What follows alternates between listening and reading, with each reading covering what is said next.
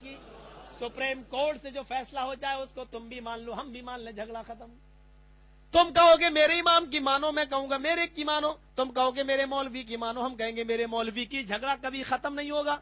सबसे बड़ा जज मान लेते हैं जिस पर तुमको भी यकीन हो, मुझे भी, और वो जज एक ही है, जनाब मोहम्मद रसूलुल्लाह सल्लल्लाहु अलैहि वसल्लम। मुझे उम्मीद है उनका फैसला तुम भी मानोगे, हम भी मान लेंगे। चलो उन्हीं से फैसला करा लेते हैं। तरावी का झगड़ा 8 रकात या 20 रकात, 3 तलाक का झगड़ा 1 मानी जाए या 3 मानी जाए, हलाले का या हरामे का झगड़ा जो भी हो, आओ उन तमाम मुकदमों को लेके चलो जनाब मोहम्मद रसूलुल्लाह की अदालत में। हम नहीं कह रहे हैं कि हम सही हैं, हो सकता हम ही गलत हों, लेकिन हमें फैसला चाहिए मोहम्मद रसूलुल्लाह की अदालत से।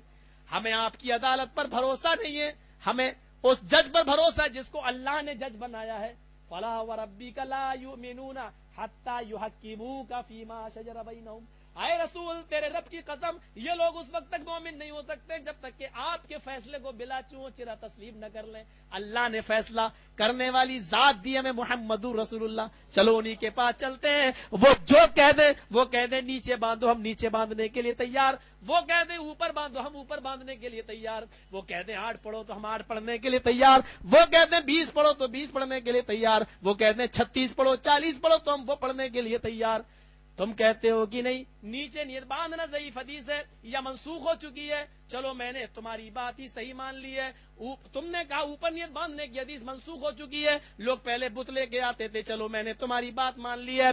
तुम्हारी सारी बातें सर आंखों पर, ऊपर की हदीस गलत, चलो मैंने ये भी मान लिया बुत लेके आते थे, तुम इसमें भी 100% सही, तुम्हारी सारी बातें सही, नाव के नीचे नियत बांधने की रिवायत सही, सब कुछ ठीक, तुम 100% सही। जब नाव के नीचे नियत बांधना ही सही है तो मुझे इतना बता दो कि फिर तुमने अपने घर की औरतों को नाव के नीचे नियत बांधने से मना क्यों कर रखा है?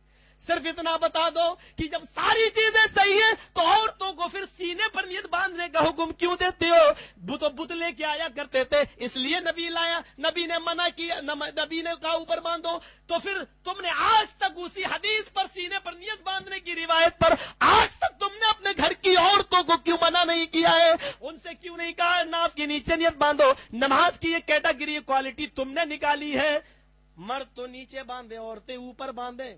और हिकमत ये बताई गई जो किसी माहिर पोशीदा इमराज में जो माहिर हो वही जानेगा, जो सेक्स स्पेशलिस्ट हो वही जानेगा।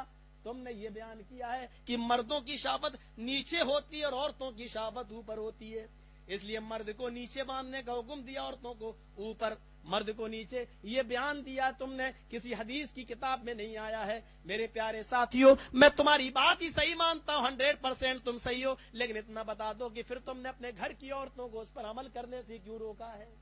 नहीं है जवाब तुम्हारे पास। इसलिए मैं कहता हूं सबसे बड़ी अदालत जनाब मोहम्मद रसूलुल्लाह की अदालत है।